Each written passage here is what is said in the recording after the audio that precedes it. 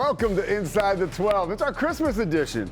So, I didn't have any Christmas stuff on, so I put My man put on ornaments. He stole ornaments from his tree at the house, decided to wear them to the show for you at home.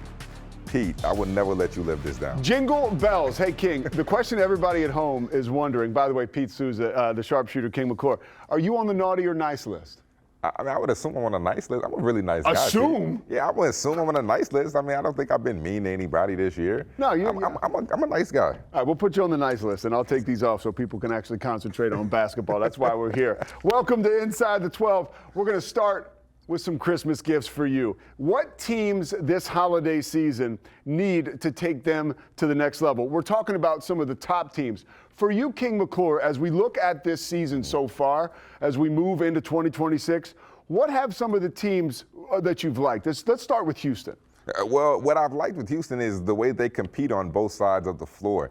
I mean, defensively, they're special. I got to call that game against Florida State, and they're so physical. They're so dominant defensively. There's nothing easy, whether that be on the perimeter, whether that be at the rim with JoJo Tugler back there protecting it at a high level. There's nothing easy on the floor, but offensively, they have been so good. I mean, Uzan, Sharp, those guys have inserted into two new roles. When you talk to Kevin Sampson, he'll say this. He said our number one, number two option last year was LJ Cryer and J'Wan Roberts.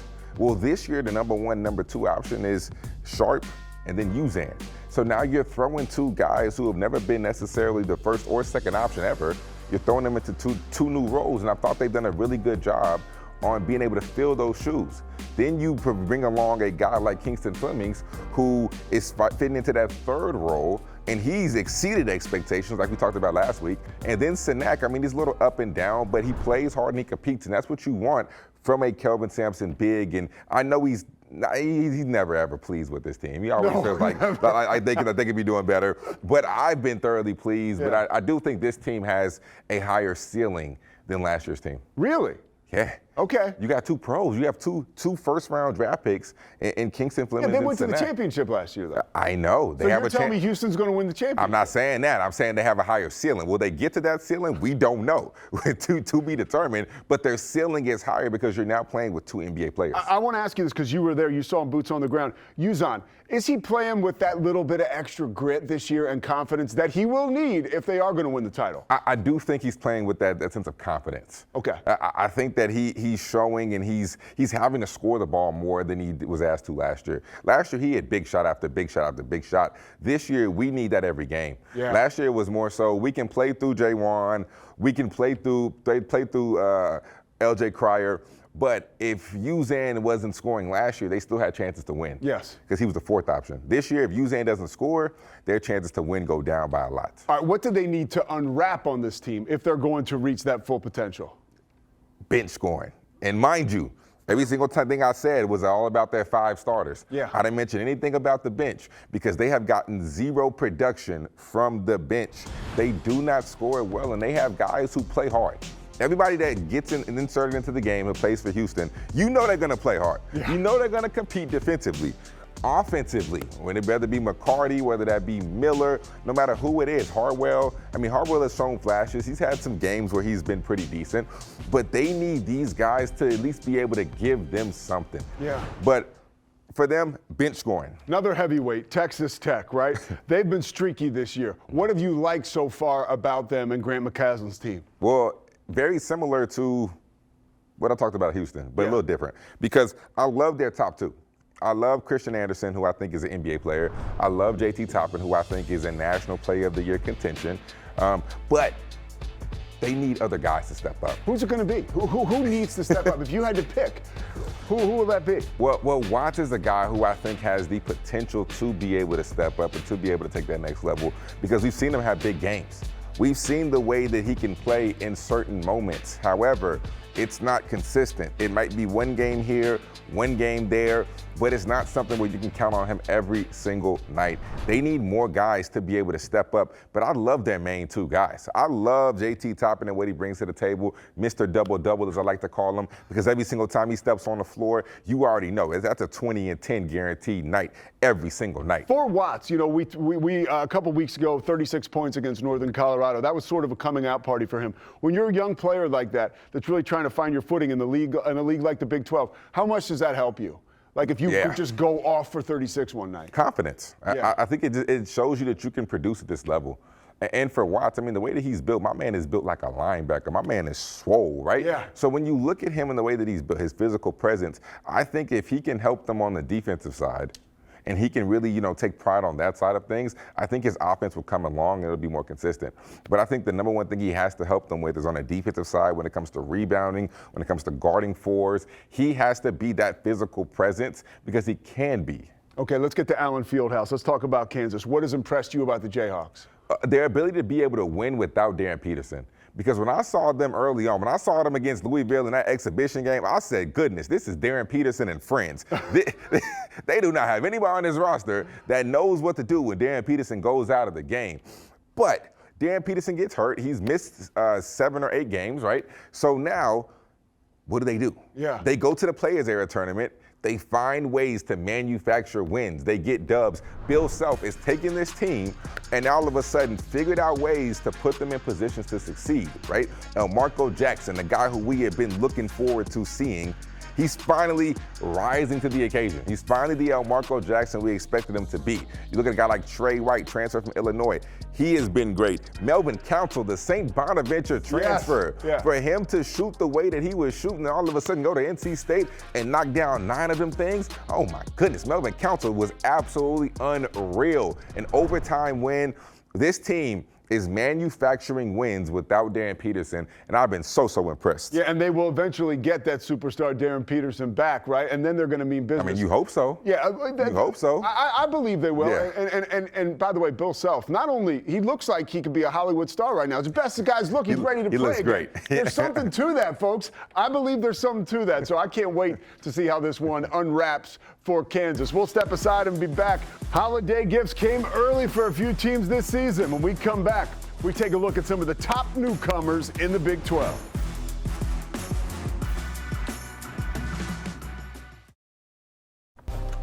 You know that Inside the 12 is brought to you by Hell of a Good, and Hell of a Good brings us our game-breaking plays. Game on, dip in with Hell of a Good. How about some newcomers? We're about to talk about them. Kirk Creesa drops it off for Bob Miller. Bang!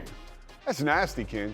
Oh, that is nasty, but this one might have been nastier. Retire on the block, and you get out in transition, you get stops. Oh, my goodness.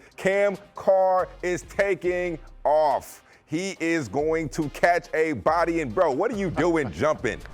I mean, it's like the guy's making up for lost time, right? Only played about a dozen games at Tennessee. Look at this. Takes the ball away from her teammate. Marley Washington is for Arizona State. This is why this team is so special this year. They win that game 56-53. And this is how you attack the rim. Jeremy Fumena, oh my goodness. Once again, what are these people thinking? Do not jump with these guys in the Big 12 because you'll end up on the wrong side of a poster. So honestly, you say that. Did you ever start to jump and then not jump? You know what, if I'm being very honest, this is a very vulnerable moment for me. Yeah. We were playing Alabama. I was on the backside. Came off pick and roll. They threw it up to, I forgot the guy's name, but they threw it up to their big. I happened to be under the rim, looking up. He was flushing it down. I got posterized. I ended up being on top 5 in sports in the top 10 place. See, I like that. Thanks for being vulnerable. No, really, that's a good moment for everybody involved. It's nice to know that you're human. All right, how about this? We got some guys that are playing superhuman. The newcomers into the Big 12. I want to start with P.J. Haggerty because this guy has been lights out. Has spent most of the season leading the nation in scoring. He is so good. Every single place that he has gone, every school, it does not matter. He has had the same level of production. This guy just gets it done, and Jerome Tang has an elite level point guard, one of the best point guards in all of the Big 12 and all the country. P.J. Haggerty's that good. I mean, he attacks the rim with aggression. He's hard to really stay in front of, hard to contain, but I've been so impressed with his playmaking ability. Yeah. Because last year at Memphis, yes, he was scoring, but he was not this level of a passer. Yes. But this year, Jerome Tang has really challenged him to be a better passer and a better shooter, and he's knocking it down from deep consistently, and he's making plays consistently. I've been really, really impressed with this young man. I feel like it's one of those deals where, and it's authentic because it's coming from Jerome Tang, but he says this is the best point guard in the country.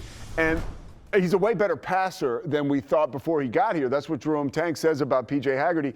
And his assist numbers are starting to go up. And that, as you know, is what NBA coaches, scouts want to see in his game. So this is a huge year for him, a huge opportunity for him to take his game to the next level. For sure. He's only about 6'3". So at that height, you're not a shooting guard. Yeah. So the way he got buckets last year, yes, that's impressive. Yes, you draw fouls and get to the free throw line at a high rate.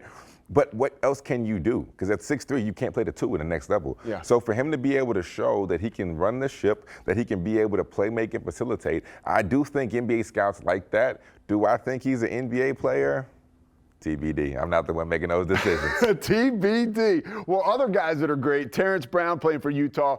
We talked about Cam Carr real quick. We'll get back to him in a second, but we don't want to forget about Baba Miller over at Cincinnati and Maurice Odom at Arizona State. But let's break down Cameron Carr. I mentioned it, 12 or 13 games in 2 seasons at Tennessee. I think he knew what he was going to bring, and Scott Drew knew what he was going to get, but I didn't know. I didn't see this coming. He has been amazing so far this year. Cam Carr, we talked about it. Can somebody play in the NBA? Cam Carr will play in the NBA. He is an NBA guard. When you look at the way he scores the rock, you look at how tall he is at 6'6". He can do so many good things, and he's so efficient while doing it. Not only is that, look at the athleticism. We just showed on a hell of a good play, because that was a hell of a good dunk. The way that he flushed that tomahawk was unreal, and that just shows the athleticism. He has everything that you want an NBA guard to have. Yeah. He can get to the rim, he can finish at a high level, he can shoot it from deep, beyond the college range, right? He has NBA level range. He can shoot it off of the dribble, he can get to his midi. I mean, he is an NBA guard, and defensively is the only area in which I think he needs to take a jump, but he has the physical tools in order to do that. This is an NBA guard, people. I got a great Cam Carr story. I was calling one of these games, the non-con Big 12 games, and he was the player of the game, so he's walking over to do his interview with us post-game. And they had blown out, I think it was Tarleton, so Drew Perry, the walk-on, got to play. guy. Yeah, so Drew Perry, My guy. all the girls are fawning all over Drew Perry. They want to take a picture with him. He's in the stands. So Cam is walking by, right? He's one of the best players in the nation. Who's going to take the picture? Cam's like, oh, I'll take it. So now he's taking a picture of a walk-on with all these, lovely ladies, but it's just, that's the kind of dude he is. So humble. He didn't think anything of that. You sit down, you talk with him, and you're like, boy, this guy is a Scott Drew guy. Not only is he on the court what Baylor needs, but off the court, he is that dude. He is so cool and so humble, and it's crazy. You're at a school like Tennessee. Yeah. It's crazy for you to let a guy like that just walk away and get in the hands of Scott Drew, because he's everything that Baylor needs. Yeah. And he was good at Tennessee. The moments in which he got into the game, you saw flashes. You didn't see the same level of production, but you saw flashes. So then you get him here at Baylor. He is a star. And in the Big 12 play, do not be surprised if he is first team or second team all Big 12, because Cam Carr is a dude, man. He is a dude that will play in the NBA. Yeah, he's got the NBA body. I think the one concern for him is, can he sustain this level of play once he gets into the physicality of the Big 12? What do you think about that? I think so. I think, because I don't think his game is necessarily predicated on physicality. I think it's 6'5", 175, 175. I think it's based off of skill. Okay. And when you're skilled, sometimes you can get away with it. Sometimes you don't need to go in there and bang with the big dudes. You got other guys. You got Tunde and Ratai doing that. You don't got to go down there and bang. Stay on the perimeter, show your handle, get to your spots, be efficient, play an efficient brand of basketball. Yeah. That doesn't necessarily require physicality. Shooting 43% from 3 so far, looking pretty good. All right, when we come back, Rachel Galligan's going to talk women's hoops with us. She takes us around the Big 12. Talks about, yeah, you got it, this young lady, Audie Crooks. Bucky getter. Lights it up just about every time she gets on the floor. Rachel Galligan is next.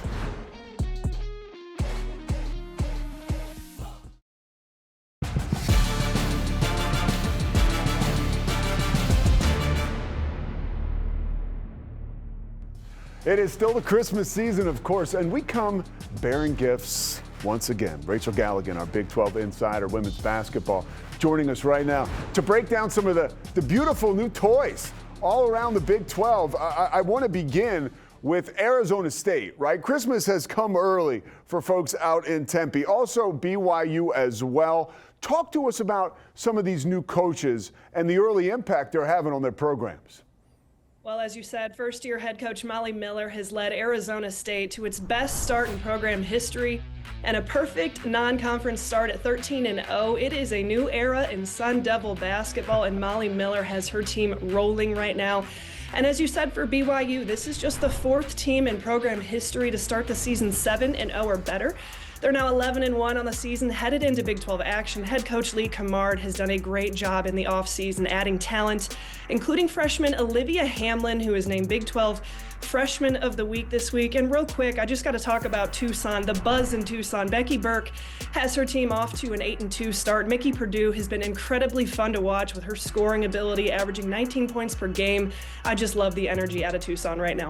Yeah, and it's a huge, they're making up for, you lose Adia Barnes, and the players are stepping up, new coaches stepping up. Really cool to see. I want to cross the state, go back to Tempe. Molly Miller, what's the number one thing that she's bringing to that program that has given them such a charge? She's just all over the place. I mean, I don't know how she has so much energy. And I think, we see teams that really feed off their head coach and take on that identity. She's bringing so much energy, not just to the court, but in the community as well. And you can just tell this team is having a blast. All right, naughty or nice list. I mean, it is, again, that time of year, but the good and the bad. Give me, let's just stick to the nice. Who's on your nice list? Well, I have to start with Audie Crooks, who's been one of the most talked about players in all of college basketball and one of the most efficient players as well. She leads the nation in scoring and recently set the Iowa State single game scoring record with 47 points in a game. And that is currently on pace to be the second Division I NBA or WNBA player this century to average at least 1 point per minute in a season. Audie Crooks has been incredible. And then Olivia Miles. I mean, where do I start? One of the most exciting playmakers in all of basketball, not just college, all of basketball. Just recently earned her 9th career triple-double. She's riding 3 straight triple-doubles right now. She became the first player in Big 12 history to record 3 consecutive triple-doubles and just the 3rd player in NCAA history to have 3 straight. She's really playing her best basketball of her career. Let's go back to Audie Crooks. I think so often people, open up their phone and they're going through their timeline and they see a bunch of Audie Crooks highlights or what she's accomplishing now historically. Can you put into context what this young woman is doing over the course of this early season in the landscape of women's college hoops? Well, I just love the confidence and the joy that she brings, not just to the court, but just to our game of basketball. She's second in the nation in field goal percentage. I think that needs to be talked about a little bit more, shooting 72%. And she's the first person that's going to give credit to her teammates. I mean, they do a great job of feeding her the basketball in her spots in the lane, and she has just been absolutely dominant. All right, let's talk about some more Christmas stuff. Unwrapping potential. What teams have something waiting underneath the tree to take them to the next level during conference play? Well, let's talk about Kansas. I think to open up conference healthy and add a bit more depth at their forward position, getting Jalea Davis and Reagan Williams back will ultimately help with their rebounding numbers. Kansas is a dangerous team, and I'm really looking forward to seeing them at full strength. And then Colorado. Let's talk about opening up even more depth, and that's going to be helped majorly with the recent mid-season addition of Tabitha Betson, who's returned to the team from Australia. The 6'2" forward brings experience to the roster with her ability to score it and rebound for the Buffs. All right, let's talk a little bit about some of these matchup previews. Let's go to New Year's Eve games. I actually have a men's game with King McClure, our friend. I'm going to have to keep him in line on the road, because it's New Year's. He's a young guy. Somebody's got to be the governor there. But on the women's side, we've got Baylor and Oklahoma State. That's Wednesday, New Year's Eve, 3 p.m. Eastern on ESPN+. Your thoughts on that game? Well, I mean, that's always going to be a good test. You've got a lot of great guard play between both of those programs, and Oklahoma State is 30-1 at home in non-conference games under head coach J.C. Hoyt. So clearly that's going to be a tough environment in Stillwater. And then the other game I want to talk about is TCU versus BYU on New Year's Eve. BYU has an opportunity to host the preseason favorites at home. TCU has only played 1 true away game so far this season, so it's going to be interesting to see this dynamic and how the Horned Frogs do in BYU. Rachel Galligan, happy holidays. We'll see you in 2026. I'll see you next year. I can hardly wait. Thanks so much. See you guys. All right, that's Rachel Galligan right there. When we come back, we've got men's hoops matchup previews as we head into 2026. We're waving the flag for the Big 12. What's going on out in Salt Lake City? We'll also take you to West Texas for some thunder.